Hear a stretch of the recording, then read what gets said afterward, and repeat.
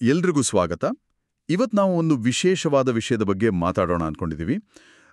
ಬಹುಶಃ ಪ್ರೀತಿಯ ಬಗ್ಗೆ ಬರೆದಿರೋದ್ರಲ್ಲಿ ಅತಿ ಹೆಚ್ಚು ಪ್ರಸಿದ್ಧವಾದ ಮಾತುಗಳಿವು. ಸುಮಾರು 2000 ವರ್ಷಗಳ ಹಿಂದೆ ಕೊರಿಂಥದವರಿಗೆ ಅಪೊಸ್ತಲ ಪೌಲ ಬರೆದ ಪತ್ರದಿಂದ, ಅಂದ್ರೆ 1 ಕೊರಿಂಥಿಯನ್ಸ್ ಅಧ್ಯಾಯ 13. ಹೌದು, ಇದು ಬಹಳ ಜನರಿಗೆ ಗೊತ್ತಿರೋ ಭಾಗ. ಮದ್ವೆಗಳಲ್ಲಿ ಕೇಳ್ತೀವಿ, ಹಾಡುಗಳಲ್ಲಿ ಬರುತ್ತೆ. ಹೌದು, ಗೋಡೆಗಳ ಮೇಲೆಲ್ಲ ಬರೆಸಾಕಿರ್ತಾರೆ. ಆದರೆ ಆ ಪದಗಳ ಹಿಂದೆ, ಆ ಕಾವ್ಯದ ಹಿಂದೆ ಇರೋ ನಿಜವಾದ ಅರ್ಥ ಏನು? ಪೌಲ ಯಾಕಿದನ್ನ ಬರ್ದ? ಸುಮ್ಮನೆ ಚೆನ್ನಾಗಿದೆ ಅಂತನಾ, ಅಥವಾ ಅದರಲ್ಲಿ ಇನ್ನೂ ಆಳವಾದ ಸಂದೇಶ ಇದೆಯಾ? ಖಂಡಿತವಾಗಿಯೂ ಇದೆ. ಅಂದ್ರೆ ಅದರ ಹಿನ್ನೆಲೆ ನೋಡಿದ್ರೆ ಗೊತ್ತಾಗುತ್ತೆ. ಆ ಕಾವ್ಯಾತ್ಮಕ ಪದಗಳ ಆಚೆಗೆ ತುಂಬಾ ಗಟ್ಟಿಯಾದ ವಿಷಯ ಇದೆ. ಸರಿ, ಹಾಗಾದ್ರೆ ಬನ್ನಿ ಆ ಪರಿಚಿತ ಸಾಲುಗಳನ್ನೇ ಇವತ್ತು ಸ್ವಲ್ಪ ಆಳವಾಗಿ ನೋಡೋಣ. ಖಂಡಿತ. ಪೌಲ ಇದನ್ನ ಶುರು ಮಾಡೋದೇ ಒಂದು ಸ್ವಲ್ಪ ಶಾಕಿಂಗ್ ಅನ್ನೋ ತರಹದ ಹೇಳಿಕೆಯಿಂದ. ನಾನು ಮನುಷ್ಯರ ಮತ್ತು ದೇವದೂತರ ಭಾಷೆಗಳನ್ನಾಡಿದ್ರೂ ಪ್ರೀತಿ ಇಲ್ಲದವನಾಗಿದ್ರೆ ನಾದ ಕೊಡುವ ಕಂಚು ಘಣಗಣಿಸುವ ತಾಳವೂ ಆಗಿದ್ದೇನೆ ಅಂತ. ಅಂದ್ರೆ ಎಷ್ಟೇ ಚೆನ್ನಾಗಿ ಮಾತಾಡಿದ್ರೂ, ಅದ್ಭುತವಾದ ಭಾಷೆನೇ ಇರಲಿ, ಪ್ರೀತಿ ಇಲ್ಲ ಅಂದ್ರೆ ಅದೆಲ್ಲ ಬರೀ ಸೌಂಡು, ಕರ್ಕಶ ಶಬ್ದ ಅಷ್ಟೇ. ಇದು ಆ ಕಾಲಕ್ಕೆ ಎಷ್ಟು ಧೈರ್ಯದ ಮಾತು ಅಲ್ವಾ? ಹೌದು, ತುಂಬಾ ಧೈರ್ಯದ ಮಾತು. ಯಾಕಂದ್ರೆ ನಾವು ಅರ್ಥ ಮಾಡ್ಕೋಬೇಕು, ಆ ಕೊರಿಂಥದ ಸಭೆ ಇದೆಯಲ್ಲ, ಅಲ್ಲಿ ಈ ಆಧ್ಯಾತ್ಮಿಕ ವರಗಳು ಅಂದ್ರೆ ಗಿಫ್ಟ್ಸ್ ಅಂತೀವಲ್ಲ, ಅದಕ್ಕೆ ಬಹಳ ಬೆಲೆ ಕೊಡ್ತಿದ್ರು. ಓ ಹೌದಾ? ಹೌದು, ವಿಶೇಷವಾಗಿ ಈ ಅನ್ಯ ಭಾಷೆಗಳಲ್ಲಿ ಮಾತಾಡೋದು, ಅಂದ್ರೆ ಅವರಿಗೆ ಗೊತ್ತಿರದ ಭಾಷೆಗಳಲ್ಲಿ, ಆಮೇಲೆ ಪ್ರವಾದನೆ ಹೇಳೋದು, ದೇವರ ಸಂದೇಶ ತಿಳಿಸೋದು, ಇದೆಲ್ಲ ಇದ್ರೆ ಅವ್ರನ್ನ ದೊಡ್ಡೋರು ಅಂತ ನೋಡ್ತಿದ್ರು. ಆದ್ರೆ ಪೌಲ ಇಲ್ಲಿ ಬಂದ್ ಹೇಳ್ತಾನೆ, ನಿಮ್ಮತ್ರ ಎಷ್ಟೇ ದೊಡ್ಡ ಟ್ಯಾಲೆಂಟ್ ಇರ್ಲಿ, ಎಷ್ಟೇ ಪ್ರಭಾವ ಬೀರೋ ಶಕ್ತಿ ಇರ್ಲಿ, ಹೃದಯದಲ್ಲಿ ಪ್ರೀತಿ ಇಲ್ವಾ? ಹಾಗಿದ್ರೆ ಅದೆಲ್ಲ ವೇಸ್ಟ್, ಬರೀ ಶೋ ಅಷ್ಟೇ. ಅದಕ್ಕೆ ನಿಜವಾದ ವ್ಯಾಲ್ಯೂ ಇಲ್ಲ ಅಂತ. ಹಾಗಾದ್ರೆ ಪೌಲನ ಪ್ರಕಾರ ನಮ್ಮಲ್ಲಿ ಏನೇ ಸ್ಕಿಲ್ ಇರ್ಲಿ, ಟ್ಯಾಲೆಂಟ್ ಇರ್ಲಿ, ಅಥವಾ ಆಧ್ಯಾತ್ಮಿಕ ಅನುಭವವೇ ಇರ್ಲಿ, ಎಲ್ಲಕ್ಕಿಂತ ಮುಖ್ಯ, ಬೇಸಿಕ್ ಆಗಿ ಬೇಕಾಗಿರೋದು ಪ್ರೀತಿ ಅಂತ. ಎಕ್ಸಾಕ್ಟ್ಲಿ. ಇದು ಇವತ್ತಿಗೂ ಅಷ್ಟೇ ಸತ್ಯ ಅಲ್ವಾ? ನಾವೂ ಅಷ್ಟೇ, ಯಾರು ತುಂಬಾ ಟ್ಯಾಲೆಂಟೆಡ್, ಯಾರು ಸಕ್ಸಸ್ಫುಲ್, ಯಾರು ಇನ್ಫ್ಲೂಯೆನ್ಷಿಯಲ್ ಅಂತ ನೋಡ್ತೇವೆ. ಆದರೆ ಪೌಲನ ಈ ಮಾತು ಕೇಳಿದ್ರೆ ಪ್ರೀತಿ ಇಲ್ದೆ ಅದೆಲ್ಲ ಒಂಥರ ಟೊಳ್ಳು ಅನ್ಸ್ಬಿಡುತ್ತೆ. ಖಂಡಿತವಾಗಿ. ಮತ್ತೆ ನೋಡಿ, ಪೌಲ ಇದನ್ನ ಇನ್ನೂ ಒಂದ್ ಸ್ಟೆಪ್ ಮುಂದೆ ತಗೊಂಡೋಗ್ತಾನೆ. 3ನೇ ವಚನದಲ್ಲಿ ಹೇಳ್ತಾನೆ, ನನ್ನ ಆಸ್ತಿಯನ್ನೆಲ್ಲ ಬಡವರಿಗೆ ದಾನ ಮಾಡಿದರು, ಪೀಡಾನುಭವಿಸುವುದಕ್ಕಾಗಿ ನನ್ನ ದೇಹವನ್ನು ಒಪ್ಪಿಸಿಕೊಟ್ರೂ ಪ್ರೀತಿ ಇಲ್ಲದವನಾಗಿದ್ದರೆ ನನಗೇನೂ ಪ್ರಯೋಜನವಿಲ್ಲ ಅಂತ. ಓ, ಇದು ಇನ್ನೂ ಸ್ಟ್ರಾಂಗ್ ಆಗಿದೆ. ಹೌದು, ಅಂದ್ರೆ ನೀನ್ ಎಷ್ಟೇ ದೊಡ್ಡ ತ್ಯಾಗ ಮಾಡಿದ್ರೂ ಸರಿ, ನಿಮ್ಮ ಆಸ್ತಿಯೆಲ್ಲ ದಾನ ಮಾಡಿಬಿಟ್ರಿ, ಅಥವಾ ಪ್ರಾಣವನ್ನೇ ಕೊಡೋಕೆ ರೆಡಿಯಾದ್ರಿ ಅಂತ ಇಟ್ಕೊಳ್ಳಿ, ಆದ್ರೆ ಆ ಮಾಡೋದ್ರ ಹಿಂದೆ ಇರೋ ಮೋಟಿವೇಶನ್, ಆ ಪ್ರೇರಣೆ ಪ್ರೀತಿ ಆಗಿಲ್ಲ ಅಂದ್ರೆ ಅದಕ್ಕೆ ಶಾಶ್ವತವಾದ ಬೆಲೆ ಇಲ್ಲ, ಪ್ರಯೋಜನ ಇಲ್ಲ ಅಂತ. ಇದು ಕೇಳೋಕೆ ಸ್ವಲ್ಪ ಕಠಿಣ ಇರ್ಬೋದು, ಆದ್ರೆ ನಾವು ಏನ್ ಮಾಡ್ತೀವಿ ಅನ್ನೋದಕ್ಕಿಂತ ಯಾಕೆ ಮಾಡ್ತೀವಿ, ನಮ್ಮ ಹೃದಯದಲ್ಲಿ ಏನಿದೆ ಅನ್ನೋದು ಮುಖ್ಯ ಅಂತ ಇದು ಒತ್ತಿ ಹೇಳುತ್ತೆ. ಹೌದು, ನಿಜ. ಇದು ನಿಜವಾಗ್ಲೂ ಯೋಚನೆ ಮಾಡಬೇಕಾದ ವಿಷಯ. ನಾವು ಹೊರಗಡೆ ಏನ್ ತೋರಿಸ್ತೀವಿ ಅನ್ನೋದಕ್ಕಿಂತ ನಮ್ಮ ಒಳಗಿನ ಸ್ಥಿತಿ ಏನು ಅನ್ನೋದೇ ಕೊನೆಗೆ ಮುಖ್ಯ ಆಗತ್ತೆ. ಸರಿ, ಹಾಗಾದ್ರೆ ಪೌಲನ ಪ್ರಕಾರ ಮಾತುಗಳು, ಸಾಮರ್ಥ್ಯಗಳು, ದೊಡ್ಡ ದೊಡ್ಡ ತ್ಯಾಗಗಳು ಇವೆಲ್ಲವೂ ಪ್ರೀತಿ ಇಲ್ಲದೆ ಶೂನ್ಯ ಅಂದ್ಮೇಲೆ ನಿಜವಾಗ್ಲೂ ಮುಖ್ಯವಾದ ಆ ಪ್ರೀತಿ ಅಂದ್ರೆ ಏನು? ಅದನ್ನ ಅವನು ವಿವರಿಸ್ತಾನಲ್ಲ ಆಮೇಲೆ. ಹೌದು ಹೌದು. ಈಗ ನಾವು ಆ ಫೇಮಸ್ ಭಾಗಕ್ಕೆ ಬರ್ತೀವಿ. ವಚನಗಳು 4-7. ಇಲ್ಲಿ ಪೌಲ ಪ್ರೀತಿ ಏನು ಮತ್ತು ಏನಲ್ಲ ಅಂತ ಲಿಸ್ಟ್ ಮಾಡ್ತಾ ಹೋಗ್ತಾನೆ. ಮೊದಲನೇದಾಗಿ, ಪ್ರೀತಿಯು ದೀರ್ಘಶಾಂತಿಯುಳ್ಳದ್ದು, ದಯೆಯುಳ್ಳದ್ದು. ದೀರ್ಘಶಾಂತಿ ಅಂದ್ರೆ ತಾಳ್ಮೆ, ಪೇಷನ್ಸ್. ಇವತ್ತಿನ ಫಾಸ್ಟ್ ಜಗತ್ತಿನಲ್ಲಿ ಇದು ಸಿಕ್ಕಾಪಟ್ಟೆ ಚಾಲೆಂಜಿಂಗ್ ಅಲ್ವಾ? ಎಲ್ಲ ಬೇಗ ಬೇಗ ಆಗ್ಬೇಕು ನಮ್ಗೆ. ನಿಜ. ಸಂಬಂಧಗಳಲ್ಲಿ, ಕೆಲಸದಲ್ಲಿ, ಮಕ್ಕಳ ಜೊತೆ ಎಲ್ಲ ಕಡೆ ತಾಳ್ಮೆ ಬೇಕೇ ಬೇಕು. ಪೌಲ ಅದನ್ನೇ ಮೊದಲು ಹೇಳ್ತಾನೆ ಅನ್ನೋದ್ರಲ್ಲೇ ಅದರ ಪ್ರಾಮುಖ್ಯತೆ ಗೊತ್ತಾಗುತ್ತೆ. ಪ್ರೀತಿಗೆ ಮೊದಲ ಗುಣವೇ ಸಹನೆ. ಕರೆಕ್ಟ್. ಆಮೇಲೆ ದಯೆ. ಇದು ಬರೀ ಮನ್ಸಲ್ಲಿ ಅಯ್ಯೋ ಪಾಪ ಅನ್ನೋದಲ್ಲ, ಆಕ್ಷನಲ್ಲಿ ತೋರ್ಸೋದು. ಒಂದು ಸಣ್ಣ ಸಹಾಯ ಇರ್ಬೋದು, ಒಂದು ಒಳ್ಳೆ ಮಾತಿರ್ಬೋದು. ಇದು ಪ್ರೀತಿಯನ್ನ ಕೆಲ್ಸದಲ್ಲಿ ತೋರ್ಸುತ್ತೆ. ಸರಿ. ಮುಂದೆ ಹೇಳ್ತಾನೆ, ಪ್ರೀತಿಯು ಹೊಟ್ಟೆ ಕಿಚ್ಚು ಪಡುವುದಿಲ್ಲ, ಅಂದ್ರೆ ಬೇರೆಯವ್ರನ್ನ ನೋಡಿ ಅಸೂಯೆ ಪಡೋದಿಲ್ಲ. ಇದು ಎಷ್ಟು ಮುಖ್ಯ ಅಲ್ವಾ? ಅಸೂಯೆ ಎಷ್ಟು ಸಂಬಂಧಗಳನ್ನ ಹಾಳು ಮಾಡುತ್ತೆ. ಹೌದು ಹೌದು. ನಿಜವಾದ ಪ್ರೀತಿ ಇದ್ರೆ ಬೇರೆಯವರ ಒಳ್ಳೇದ್ರಲ್ಲಿ, ಅವರ ಸಕ್ಸಸ್ಸಲ್ಲಿ ಖುಷಿ ಪಡುತ್ತೆ. ಮತ್ತೆ ಪ್ರೀತಿಯು ಹೊಗಳಿಕೊಳ್ಳುವುದಿಲ್ಲ, ಉಬ್ಬಿಕೊಳ್ಳುವುದಿಲ್ಲ. ಇದು ಇವತ್ತಿನ ಸೆಲ್ಫಿ ಜಮಾನಕ್ಕೆ ಪಕ್ಕಾ ಆಪೋಸಿಟ್ ಅನ್ಸುತ್ತೆ. ಎಲ್ಲರೂ ತಮ್ಮನ್ನ ತಾವು ತೋರ್ಸ್ಕೊಳ್ಳಕ್ಕೆ, ಹೊಗಳ್ಕೊಳ್ಳಕ್ಕೆ ನೋಡ್ತಾರೆ. ಆದರೆ ಪೌಲೋ ಹೇಳ್ತಾನೆ, ನಿಜವಾದ ಪ್ರೀತಿ ಹಂಬಲ್ ಆಗಿರುತ್ತೆ. ಅದು ನೋಡಿ ನನ್ನ ಅಂತ ಕೂಗೋದಿಲ್ಲ. ಹೌದು, ಅದಕ್ಕೆ ಗಮನ ಸೆಳೆಯೋ ಅವಶ್ಯಕತೆ ಇರೋದಿಲ್ಲ. ಆಮೇಲೆ ನೋಡಿ, ಅಮರ್ಯಾದೆಯಾಗಿ ನಡೆಯೋದಿಲ್ಲ. ಅಂದ್ರೆ ಪ್ರೀತಿ ಬೇರೆಯವ್ರಿಗೆ ಗೌರವ ಕೊಡುತ್ತೆ, ಅವ್ರನ್ನ ಕೀಳಾಗಿ ನೋಡೋದಿಲ್ಲ, ಕೆಟ್ಟದಾಗಿ ನಡ್ಸ್ಕೊಳ್ಳೋದಿಲ್ಲ.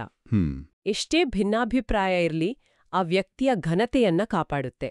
ಸ್ವಪ್ರಯೋಜನವನ್ನು ಹುಡುಕುದಿಲ್ಲ. ಇದು ಪ್ರೀತಿಯ ನಿಸ್ವಾರ್ಥತೆ.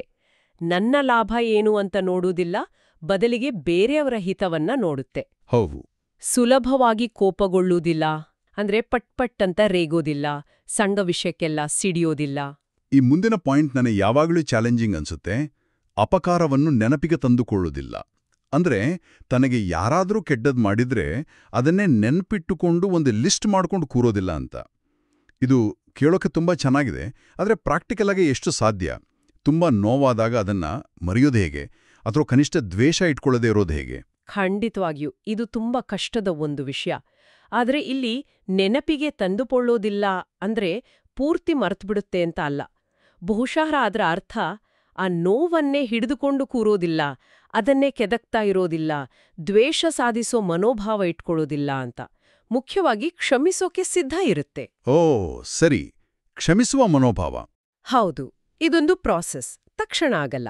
ಆದ್ರೆ ಪೌಲ ಹೇಳೋದು, ನಿಜವಾದ ಪ್ರೀತಿ ಕ್ಷಮಿಸೋಕೆ ರೆಡಿ ಇರುತ್ತೆ. ಅದು ಹಳೇ ಗಾಯಗಳ ಲೆಕ್ಕ ಇಡೋದಿಲ್ಲ. ಇದು ಪ್ರೀತಿಯ ಒಂದು ದೊಡ್ಡ ಶಕ್ತಿ. ಹೌದು, ಆ ದೃಷ್ಟಿಕೋನದಿಂದ ನೋಡಿದ್ರೆ ಸ್ವಲ್ಪ ಅರ್ಥ ಆಗುತ್ತೆ. ಆಮೇಲೆ ಪ್ರೀತಿ ದುಷ್ಟತನದಲ್ಲಿ ಸಂತೋಷ ಪಡುವುದಿಲ್ಲ, ಸತ್ಯದಲ್ಲಿ ಸಂತೋಷಿಸುತ್ತದೆ ಅಂತಾನೂ ಹೇಳ್ತಾನೆ. ಇದು ಪ್ರಾಮಾಣಿಕತೆ ಬಗ್ಗೆ ಹೇಳುತ್ತೆ. ಖಂಡಿತ. ಸತ್ಯ, ಪ್ರಾಮಾಣಿಕತೆ ಇದ್ರೆ ಪ್ರೀತಿಗೆ ಖುಷಿ. ಸುಳ್ಳು, ಮೋಸ ಇದ್ರೆ ಅದಕ್ಕೆ ಬೇಜಾರು. ಆಮೇಲೆ ಕೊನೆಯಲ್ಲಿ ಆ ಭರವಸೆಯ ಮಾತುಗಳು ಬರ್ತವೆ. ಎಲ್ಲವನ್ನು ರಕ್ಷಿಸುತ್ತದೆ, ಎಲ್ಲವನ್ನು ನಂಬುತ್ತದೆ, ಎಲ್ಲವನ್ನು ನಿರೀಕ್ಷಿಸುತ್ತದೆ, ಎಲ್ಲವನ್ನು ಸಹಿಸುತ್ತದೆ. ಇದರ ಅರ್ಥ ಏನು? ಕುರುಡಾಗಿ ಎಲ್ಲ ನಂಬುತ್ತೆ ಅಂತನಾ? ಹಾಗಲ್ಲ. ಎಲ್ಲವನ್ನು ನಂಬುತ್ತದೆ ಅಂದ್ರೆ ಸಂಬಂಧಗಳಲ್ಲಿ ಆದಷ್ಟು ನಂಬಿಕೆ ಇಡೋಕೆ ಪ್ರಯತ್ನಿಸುತ್ತೆ. ನೆಗೆಟಿವ್ ಆಗಿ ಯೋಚಿಸೋದಕ್ಕಿಂತ ಒಳ್ಳೇದನ್ನೇ ನಿರೀಕ್ಷಿಸುತ್ತೆ. ಎಲ್ಲವನ್ನು ನಿರೀಕ್ಷಿಸುತ್ತದೆ ಅಂದ್ರೆ ಭರವಸೆ ಕಳ್ಕೊಳ್ಳೋದಿಲ್ಲ. ಎಲ್ಲವನ್ನೂ ಸಹಿಸುತ್ತದೆ ಅಂದ್ರೆ ಕಷ್ಟ ಬಂದಾಗ ಓಡಿ ಹೋಗೋದಿಲ್ಲ, ಜೊತೇಲಿ ನಿಂತು ತಾಳ್ಮೆಯಿಂದ ಫೇಸ್ ಮಾಡುತ್ತೆ. ವಾವ್! ಇದು ಪ್ರೀತಿಯ ಒಂದು ರೆಸಿಲಿಯನ್ಸ್, ಅಂದ್ರೆ ಸ್ಥಿತಿಸ್ಥಾಪಕತ್ವ ಮತ್ತೆ ಕಮಿಟ್ಮೆಂಟ್ ತೋರಿಸುತ್ತೆ. ಈ ವಿವರಣೆ ಕೇಳಿದ್ಮೇಲೆ ಪ್ರೀತಿ ಅಂದ್ರೆ ಬರೀ ಏನೋ ಒಂದು ವಾರ್ಮ್ ಫೀಲಿಂಗ್ ಅಲ್ಲ. ಅದು ತುಂಬಾ ಕಾಂಕ್ರೀಟ್ ಆದ, ಕೆಲವೊಂಗೆ ಕಷ್ಟ ಆದ್ರೂ ಪವರ್ಫುಲ್ ಆದ ಆಕ್ಷನ್ಸ್ ಮತ್ತೆ ಆಟಿಟ್ಯೂಡ್ಸ್ ಅಂತ ಸ್ಪಷ್ಟ ಆಗುತ್ತೆ. ಹೌದು. ಹಾಗಾದ್ರೆ ಈ ಥರದ ಪ್ರೀತಿ ಯಾಕಿಷ್ಟೊಂದು ಮುಖ್ಯ? ಇದರ ಪ್ರಾಮುಖ್ಯತೆ ಏನು? ಅದಕ್ಕೆ ಪೌಲನೇ ಉತ್ತರ ಕೊಡ್ತಾನೆ ಮುಂದಿನ ವಚನಗಳಲ್ಲಿ. 8ರಿಂದ 10ನೇ ವಚನ. ಅವನು ಬರೆಯೋದು, ಪ್ರೀತಿ ಎಂದಿಗೂ ಬಿದ್ದು ಹೋಗುವುದಿಲ್ಲ. ಅಂದ್ರೆ ಲವ್ ನೆವರ್ ಫೇಲ್ಸ್, ಅದು ಪರ್ಮನೆಂಟ್. ಆದ್ರೆ ಬೇರೆಲ್ಲ ವಿಷಯಗಳು ಇದೆಯಲ್ಲ, ಪ್ರವಾದನೆಗಳಿದ್ರೆ ಅವು ಇಲ್ಲವಾಗುವವು, ಭಾಷೆಗಳಿದ್ರೆ ಅವು ನಿಂತು ಹೋಗುವವು, ಜ್ಞಾನವಿದ್ರೆ ಅದು ಇಲ್ಲವಾಗುವುದು. ಓ, ಅಂದ್ರೆ ನಾವೀಗ ತುಂಬಾ ಇಂಪಾರ್ಟೆಂಟ್ ಅಂತ ಅನ್ಕೊಂಡಿರೋ ಎಷ್ಟೋ ವಿಷಯಗಳು, ನಮ್ಮ ಜ್ಞಾನ, ನಮ್ಮ ಸ್ಕಿಲ್ಸ್, ಈ ಆಧ್ಯಾತ್ಮಿಕ ಅನುಭವಗಳು ಕೂಡ ಅದೆಲ್ಲ ಒಂದು ದಿನ ಮುಗಿದು ಹೋಗುತ್ತೆ, ಅಥವಾ ಅದರ ಇಂಪಾರ್ಟೆನ್ಸ್ ಕಮ್ಮಿ ಆಗತ್ತೆ. ಆದರೆ ಪ್ರೀತಿ ಮಾತ್ರ, ಅದು ಉಳಿಯುತ್ತೆ. ಹೌದು. ಇದು ನಮ್ಮ ಅಚೀವ್ಮೆಂಟ್ ಓರಿಯೆಂಟೆಡ್ ಜಗತ್ತಿಗೆ ಒಂಥರ ಬೇರೆ ಪರ್ಸ್ಪೆಕ್ಟಿವ್ ಕೊಡುತ್ತಲ್ವಾ? ಹೌದು, ಇದು ತುಂಬಾ ಆಳವಾದ ಮಾತು. ಯಾಕೆ ಪ್ರೀತಿ ಶಾಶ್ವತ? ಯಾಕಂದ್ರೆ ಬೈಬಲ್ ಹೇಳೋ ಪ್ರಕಾರ ದೇವರು ತಾನೇ ಪ್ರೀತಿಯಾಗಿದ್ದಾನೆ. 1 ಯೋಹಾನ 4.8ರಲ್ಲಿ ಹೇಳುತ್ತೆ. ಹಾಗಾಗಿ ಪ್ರೀತಿ ದೇವರ ಸ್ವಭಾವವನ್ನೇ ತೋರಿಸುತ್ತೆ. ಶತಮಾನಗಳು ಹೋಗ್ಲಿ, ಟೆಕ್ನಾಲಜಿ ಬದಲಾಗ್ಲಿ, ದೊಡ್ಡ ದೊಡ್ಡ ಸಾಮ್ರಾಜ್ಯಗಳು ಬಿದ್ದೋಗ್ಲಿ, ನಮ್ಮ ಪರ್ಸನಲ್ ಅಚೀವ್ಮೆಂಟ್ಸ್ ಎಲ್ಲ ಮರ್ತು ಹೋಗ್ಲಿ, ಆದ್ರೆ ಪೌಲನ ಪ್ರಕಾರ ನಾವು ತೋರಿಸಿದ ಪ್ರೀತಿ, ನಾವು ಕಟ್ಟಿದ ಪ್ರೀತಿಯ ಸಂಬಂಧಗಳು, ಅದಕ್ಕೆ ಶಾಶ್ವತವಾದ ಮೌಲ್ಯ ಇದೆ. ಆಮೇಲೆ ಪೌಲ ಒಂದು ಪರ್ಸನಲ್ ಎಕ್ಸಾಂಪಲ್ ಕೊಡ್ತಾನೆ. ನಾನು ಚಿಕ್ಕ ಮಗುವಾಗಿದ್ದಾಗ ಮಗುವಿನಂತೆ ಮಾತಾಡಿದನು, ಮಗುವಿನಂತೆ ಯೋಚಿಸಿದನು, ನಾನು ದೊಡ್ಡವನಾದಾಗ ಮಗುವಿನ ರೀತಿಗಳನ್ನು ಬಿಟ್ಟುಬಿಟ್ಟೇನು ಅಂತ ವಚನ 11. ಇದನ್ನ ಪ್ರೀತಿಗೆ ಹೇಗೆ ಕನೆಕ್ಟ್ ಮಾಡ್ತಾನೆ? ಇಲ್ಲಿ ಪೌಲ ಮಾತಾಡ್ತಿರೋದು ಸ್ಪಿರಿಚುವಲ್ ಮೆಚುರಿಟಿ ಬಗ್ಗೆ. ಅಂದ್ರೆ ಆಧ್ಯಾತ್ಮಿಕವಾಗಿ ಬೆಳೆಯೋದು ಅಂದ್ರೇನೆ ಪ್ರೀತಿಯಲ್ಲಿ ಬೆಳೆಯೋದು ಅಂತ. ಓ, ನಾವು ಮಗುವಾಗಿದ್ದಾಗ ನಮ್ಮ ಮಾತು ಯೋಚನೆ ಎಲ್ಲ ಇಮ್ಮೆಚ್ಯೂರ್ ಆಗಿರುತ್ತೆ, ಕೆಲವೊಮ್ಮೆ ಸೆಲ್ಫಿಶ್ ಆಗಿರುತ್ತೆ. ಆದ್ರೆ ನಾವು ಬೆಳೀತಾ ಬೆಳೀತಾ ಆ ಮಕ್ಕಳ ತರಹದ ಗುಣಗಳನ್ನ ಅಂದ್ರೆ ಅಸೂಯೆ, ಹೆಮ್ಮೆ, ತಾಳ್ಮೆ ಇಲ್ದೇ ಇರೋದು, ಸ್ವಾರ್ಥ ಇವೆಲ್ಲ ಬಿಟ್ಟು ಪ್ರೀತಿಯ ಗುಣಗಳಾದ ತಾಳ್ಮೆ, ದಯೆ, ಕ್ಷಮೆ, ನಿಸ್ವಾರ್ಥತೆಗಳನ್ನ ಅಳವಡಿಸ್ಕೊಳ್ತಾ ಹೋಗ್ಬೇಕು. ಹ್ಮ್ ಹಾಗಾಗಿ ಮೆಚುರಿಟಿಯ ನಿಜವಾದ ಅಳತೆಗೋಲು ಜ್ಞಾನ ಅಲ್ಲ, ಶಕ್ತಿಯಲ್ಲ, ಅದು ಪ್ರೀತಿಯೇ ಆಗಿದೆ ಅಂತ ಪೌಲನ ವಾದ. ಇದು ತುಂಬಾ ಇಂಟ್ರೆಸ್ಟಿಂಗು. ನಾವು ಸಾಮಾನ್ಯವಾಗಿ ಮೆಚುರಿಟಿನ ನಾಲೆಡ್ಜ್, ಎಕ್ಸ್ಪೀರಿಯನ್ಸ್, ಅಚೀವ್ಮೆಂಟ್ಸಿಂದ ಅಳಿತೀವಿ. ಆದರೆ ಪೌಲನ ಪ್ರಕಾರ ನಿಜವಾದ ಮೆಚುರಿಟಿ ಅಂದ್ರೆ ಎಷ್ಟು ಪ್ರೀತಿಸ್ತೀವಿ ಅನ್ನೋದು. ಹೌದು. ನಾನಿದನ್ನು ಓದಿದಾಗ ನನಗನಿಸಿದ್ದು, ನಾವೆಷ್ಟೇ ಬೆಳೆದಿದ್ದೀವಿ ಅನ್ಕೊಂಡ್ರೂ ಕೆಲವೊಮ್ಮೆ ಎಷ್ಟು ಸುಲಭವಾಗಿ ಆ ಮಗುವಿನ ರೀತಿಗಳಿಗೆ ಅಂದ್ರೆ ತಾಳ್ಮೆ ಕಳ್ಕೊಳ್ಳೋದು, ಕೋಪ ಮಾಡ್ಕೊಳ್ಳೋದು, ಸ್ವಾರ್ಥಕ್ಕೆ ವಾಪಸ್ ಹೋಗ್ಬಿಡ್ತೀವಿ. ಪ್ರೀತಿಯಲ್ಲಿ ಬೆಳೆಯೋದು ಅನ್ನೋದು ಒಂಥರ ಲೈಫ್ ಲಾಂಗ್ ಪ್ರೊಸೆಸ್ ಅನ್ಸುತ್ತೆ. ಖಂಡಿತವಾಗಿಯೂ ಅದು ನಿರಂತರ ಪ್ರಯಾಣ. ಅದನ್ನೇ ಪೌಲ ಕೊನೆಯ ವಚನಗಳಲ್ಲಿ 12 ಮತ್ತೆ 13ರಲ್ಲಿ ತುಂಬಾ ಸುಂದರವಾಗಿ ಮುಗಿಸ್ತಾನೆ. ಈಗ ನಾವು ಕನ್ನಡಿಯಲ್ಲಿ ಮೊಬ್ಬಾಗಿ ಕಾಣುತ್ತೇವೆ, ಆಗ ಮುಖಾಮುಖಿಯಾಗಿ ಕಾಣುವೆವು. ಈಗ ನಾನು ಸ್ವಲ್ಪ ಮಟ್ಟಿಗೆ ತಿಳಿದುಕೊಂಡಿದ್ದೇನೆ, ಆಗ ನಾನು ತಿಳಿದುಕೊಳ್ಳಪಟ್ಟಿರುವ ಪ್ರಕಾರವೇ ಪೂರ್ಣವಾಗಿ ತಿಳಿದುಕೊಳ್ಳುವೆನು. ಇದರರ್ಥ ಈಗ ನಮಗೆ ಪೂರ್ತಿ ಕ್ಲಾರಿಟಿ ಇಲ್ಲ, ನಮ್ಮ ಅಂಡರ್ಸ್ಟ್ಯಾಂಡಿಂಗ್ ಇನ್ಕಂಪ್ಲೀಟ್ ಆಗಿದೆ, ಒಂದು ಮಬ್ಬಾದ ಕನ್ನಡಿ ನೋಡ್ದ ಹಾಗೆ. ಆದರೆ ಮುಂದೊಂದು ದಿನ ಎಲ್ಲ ಪೂರ್ತಿ ಕ್ಲಿಯರ್ ಆಗುತ್ತೆ ಅಂತ. ಹೌದು. ಆ ಫೈನಲ್ ಕ್ಲಾರಿಟಿಯಲ್ಲಿ ಯಾವುದು ನಿಜವಾಗಿಯೂ ಮುಖ್ಯವಾಗಿ ಉಳಿಯುತ್ತೆ? ಅದನ್ನೇ ಪೌಲ ಕೊನೆಯಲ್ಲಿ ಹೇಳೋದು. ಈಗ ವಿಶ್ವಾಸ, ನಿರೀಕ್ಷೆ, ಪ್ರೀತಿ ಈ 3 ಇವೆ. ಇವುಗಳಲ್ಲಿ ದೊಡ್ಡದು ಪ್ರೀತಿಯೇ. Faith, hope, love. ವಿಶ್ವಾಸ ನಮ್ಮನ್ನ ದೇವರಿಗೆ ಕನೆಕ್ಟ್ ಮಾಡುತ್ತೆ, ನಿರೀಕ್ಷೆ ನಮ್ಗೆ ಫ್ಯೂಚರ್ ಬಗ್ಗೆ ಒಂದು ಹೋಪ್ ಕೊಡುತ್ತೆ. ಇವೆರಡೂ ಬಹಳ ಮುಖ್ಯ. ಆದ್ರೆ ಪ್ರೀತಿ ಇವೆರಡಕ್ಕಿಂತ ದೊಡ್ಡದು ಅಂತಾನೆ ಪೌಲ. ಯಾಕೆ? ಯಾಕಂದ್ರೆ ಒಂದು ದಿನ ವಿಶ್ವಾಸ ದೃಷ್ಟಿಯಾಗುತ್ತೆ. ಅಂದ್ರೆ ನಾವು ಏನು ನಂಬಿದ್ವೋ ಅದನ್ನ ಕಣ್ಣಾರೆ ನೋಡ್ತೀವಿ. ಆಗ ನಂಬಿಕೆಯ ಅವಶ್ಯಕತೆ ಇರೋದಿಲ್ಲ. ಸರಿ. ನಿರೀಕ್ಷೆ ಈಡೇರುತ್ತೆ. ನಾವು ಏನು ನಿರೀಕ್ಷೆ ಮಾಡಿದ್ವೋ ಅದು ನೆರವೇರುತ್ತೆ. ಆಗ ನಿರೀಕ್ಷೆನೂ ಪೂರ್ತಿಯಾಗುತ್ತೆ. ಆದ್ರೆ ಪ್ರೀತಿ ಅದು ಎಂದೆಂದಿಗೂ ಉಳಿಯುತ್ತೆ. ಸ್ವರ್ಗದಲ್ಲೂ ಅದು ಮುಂದುವರಿಯುತ್ತೆ. ಯಾಕೆಂದ್ರೆ ಅದು ದೇವರ ಸ್ವಭಾವವೇ ಆಗಿದೆ. ಹಾಗಾಗಿ ನಮ್ಮ ಜೀವನದಲ್ಲಿ ಯಾವುದು ನಿಜವಾಗಿಯೂ ಪರ್ಮನೆಂಟ್ ವ್ಯಾಲ್ಯೂ ಹೊಂದಿದೆ ಅನ್ನೋ ಪ್ರಶ್ನೆಗೆ ಪೌಲನ ಉತ್ತರ ತುಂಬಾ ಸ್ಪಷ್ಟ. ಅದು ಪ್ರೀತಿ. ಹಾಗಾದ್ರೆ ಈ ಅದ್ಭುತವಾದ ಆದ್ರೆ ಅಷ್ಟೇ ಕಷ್ಟವಾದ ಪ್ರೀತಿಯನ್ನ ನಮ್ಮ ಡೇ ಟು ಡೇ ಲೈಫ್ನಲ್ಲಿ ಅಳವಡಿಸ್ಕೊಳ್ಳೋದು ಹೇಗೆ? ಬರೀ ಥಿಯರಿಯಾಗಿ ಉಳಿಸದೆ ಪ್ರಾಕ್ಟೀಸ್ ಮಾಡೋದು ಹೇಗೆ? ಉದಾಹರಣೆಗೆ ನಮ್ಮ ಫ್ಯಾಮಿಲಿಗಳಲ್ಲಿ, ಕುಟುಂಬಗಳಲ್ಲಿ ಇದರ ಅಪ್ಲಿಕೇಶನ್ ತುಂಬಾ ಡೈರೆಕ್ಟ್ ಆಗಿದೆ.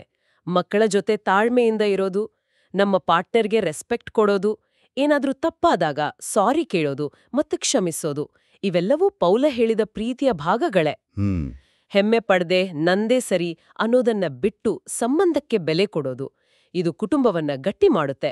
ಸರಿ. ಕೆಲಸದ ಜಾಗದಲ್ಲಿ ಹೇಗೆ? ಅಲ್ಲಿ ಸಾಮಾನ್ಯವಾಗಿ ಕಾಂಪಿಟಿಷನ್ ಇರುತ್ತೆ, ಪ್ರೆಷರ್ ಇರುತ್ತೆ. ಅಲ್ಲಿ ಈ ಪ್ರೀತಿಯ ಪ್ರಿನ್ಸಿಪಲ್ಸ್ ವರ್ಕ್ ಆಗತ್ತಾ? ಇದು ಸ್ವಲ್ಪ ಐಡಿಯಲಿಸ್ಟಿಕ್ ಅನ್ಸಲ್ವಾ? ಐಡಿಯಲಿಸ್ಟಿಕ್ ಅನ್ಸಬಹುದು, ಆದ್ರೆ ಅಸಾಧ್ಯ ಅಲ್ಲ. ನಮ್ಮ ಕೊಲೀಗ್ಸ್ ಜೊತೆ ದಯೆಯಿಂದ ಮಾತಾಡೋದು, ಅವರ ಕೆಲಸವನ್ನ ರೆಕಗ್ನೈಸ್ ಮಾಡೋದು, ಅವರ ಬಗ್ಗೆ ಅಸೂಯೆ ಪಡದೇ ಇರೋದು, ಅಗೌರವವಾಗಿ ನಡ್ಕೊಳ್ದೇ ಇರೋದು, ಇವೆಲ್ಲ ವರ್ಕ್ ಪ್ಲೇಸ್ನಲ್ಲೂ ಪ್ರೀತಿಯನ್ನು ತೋರಿಸೋ ರೀತಿಗಳು. ಹೌದು. ಇದು ಅಲ್ಲಿನ ಅಟ್ಮಾಸ್ಫಿಯರನ್ನೇ ಬದಲಾಯಿಸಬಹುದು, ಟೀಮ್ ಸ್ಪಿರಿಟ್ ಜಾಸ್ತಿ ಮಾಡಬಹುದು. ಪ್ರೀತಿ ಬರೀ ಪರ್ಸನಲ್ ರಿಲೇಶನ್ಶಿಪ್ಗೆ ಅಲ್ಲ, ನಿಜ. ಸ್ನೇಹ ಸಂಬಂಧಗಳಲ್ಲೂ ಇದು ಅಷ್ಟೇ ಮುಖ್ಯ. ಫ್ರೆಂಡ್ಸ್ ಸಕ್ಸಸ್ ಆದ್ರೆ ಖುಷಿ ಪಡೋದು, ಕಷ್ಟದಲ್ಲಿ ಜೊತೆ ನಿಲ್ಲೋದು, ಪ್ರಾಮಾಣಿಕವಾಗಿರೋದು, ಕ್ಷಮಿಸೋದು. ಹೌದು. ಅದೇ ರೀತಿ ಸಮಾಜದಲ್ಲೂ ಅಷ್ಟೇ. ಬೇರೆ ಬೇರೆ ಬ್ಯಾಕ್ಗ್ರೌಂಡ್, ಕಲ್ಚರ್, ನಂಬಿಕೆ ಇರೋ ಜನರ ಜೊತೆ ಗೌರವದಿಂದ, ದಯೆಯಿಂದ ಇರೋದು. ನಮ್ಮ ಸ್ವಂತ ಲಾಭಕ್ಕಿಂತ ಕಮ್ಯುನಿಟಿಯ ಒಳ್ಳೆಯದನ್ನ ನೋಡೋದು. ಇನ್ನು ಕ್ರೈಸ್ತ ವಿಶ್ವಾಸಿಗಳಿಗೆ ಇದು ಬರೀ ಒಂದು ಒಳ್ಳೆ ಮೊರಾಲಿಟಿ ಅಲ್ಲ, ಇದು ಜೀಸಸ್ ಕೊಟ್ಟ ಕಮಾಂಡ್ನ ಮುಖ್ಯ ಭಾಗ. ಆತ ಹೇಳಿದ್ನಲ್ಲ, ನೀವು ಒಬ್ಬರನ್ನೊಬ್ಬರು ಪ್ರೀತಿಸುವುದಾದ್ರೆ ಅದರಿಂದಲೇ ಎಲ್ರೂ ನೀವು ನನ್ನ ಶಿಷ್ಯರು ಅಂತ ತಿಳ್ಕೊಳ್ತಾರೆ ಅಂತ. ಪ್ರೀತಿಯೇ ಅವರ ಐಡೆಂಟಿಟಿ ಆಗ್ಬೇಕು. ಹಾಗಾದ್ರೆ ಒಟ್ಟಿನಲ್ಲಿ ಈ 1 ಕೊರಿಂಥಿಯನ್ಸ್ 13 ಕೇವಲ ಕೇಳೋಕೆ ಚೆನ್ನಾಗಿರೋ ಪದಗಳಲ್ಲ, ಇದು ನಮ್ಮ ಲೈಫ್ಗೆ ಒಂದು ಮಿರರ್ ಇದ್ದ ಹಾಗೆ, ಒಂದು ಅಳತೆಗೋಲು ಮತ್ತೆ ಒಂದು ಚಾಲೆಂಜ ಕೂಡ. ಹೌದು. ನಮ್ಮ ಜೀವನದ ಸಕ್ಸಸ್ ಅನ್ನ ನಾವು ಸಾಮಾನ್ಯವಾಗಿ ಡಿಗ್ರಿ, ಸ್ಯಾಲರಿ, ಆಸ್ತಿ, ಪಾಪ್ಯುಲಾರಿಟಿಯಿಂದ ಅಳತೀವಿ.